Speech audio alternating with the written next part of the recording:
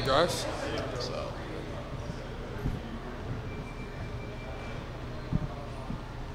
Jordan, how'd that first game go for you? You felt like, what are you trying to improve on coming out of that one? Yeah, it's no secret. The first game for me was terrible, but I felt like my focus was at the wrong thing. I feel like I should have focused more on like playing how I would play if Tatum and them were on the floor. And I feel like I was just thinking like I was the only guy on the floor, not in a selfish way, but as a way I was like I want to get my shots and stuff like that. And I feel like I predicated too much on making or missing shots, and I shouldn't have focused like on that. So do you flush a game like that, or do you try to apply that frustration towards a more productive outing tonight? I'm definitely flushing that one. I don't ever want to hear about that game ever again. But Joe told me one time, or D-Mac told me, you get one care to give, and then you gotta let it go. So, I thought about it yesterday. I watched film on it. I'll watch film a little bit today. But I gotta let it go and focus on this next game. How do you not let the last play affect the next play? It seemed like you were frustrated. Shots weren't going down. Damn, that's like that split second as opposed to just saying, okay, let me make a play on defense. How do you kind of avoid that? Yeah, see, that's what I'm working on now. That's what the guys have been talking to me about, the coaches. I'm just trying to figure out a way to make myself think that last shot went in and just move on to the next play. I feel like that's the biggest thing in my development, my growth, especially from last game, but from the whole season. So that's definitely something I'm working on. Hopefully I can get in the mentality of I'll forget that next play.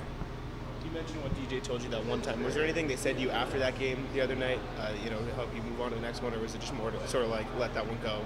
Yeah, I mean, it was more, Sam Cassell told me about, my focus on the team. I'm not judged based off how many shots I make or miss. Like I'm judged off of the defense, the way I affect the game defensively, which is how I'm going to play with the Celtics. So listening to that, I knew that I had to change my mindset. And so now I'm going into this next game, being the defender I want to be, crashing the boards, stuff like that. You mentioned the other day how much you want to be part of the Boston Celtics this year. Has that been like a conversation you've had with, Joe, the team, things like that, or is that just kind of like the goal you've set for yourself going into next year? It's a goal I've set for myself for sure. Obviously, the front office and them believe in me. They think that I have a chance. So as long as that window's open, I'm gonna try my hardest to get through it. And how do you kind of balance that? Because DJ was saying the other day, patience is a big thing. Like they've stressed patience with you and taking your time on that path. How do you kind of balance, like, I believe I can break through, but I'm going to kind of, go with that patience approach as well? Yeah, I feel like at the end of the day, me realizing that, I'm still 20 years old. I still have a lot of time, a lot of growth. But, also at the same time, knowing I got to make constant improvements in my game. So just kind of staying in that mindset, knowing that, I have to improve, but I can also be good for now to be able to help the team now. So that's kind of like where I'm at now, and that's kind of how I'm moving throughout the summer league, and I'll move out through training camp in the season. How was the advice from Cassell been, like him being an OG, he's seen so much in this league, won a chip and all that? I mean, everybody values his opinion. Being a coach and a player a guy who played for a long time, who's accomplished so much. He has a different perspective than like Joe or any other coach who hasn't played. So to be able to get his insight and what he thinks, is pretty important.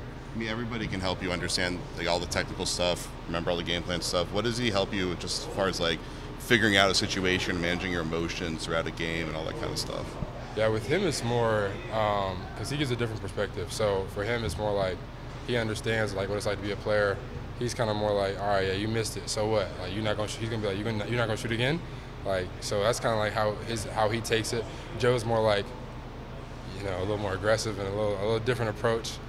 But yeah, Sam's kind of more laid back. Oh yeah, I get it. I did that a million times before. Just hit the next one. Thanks, Jordan.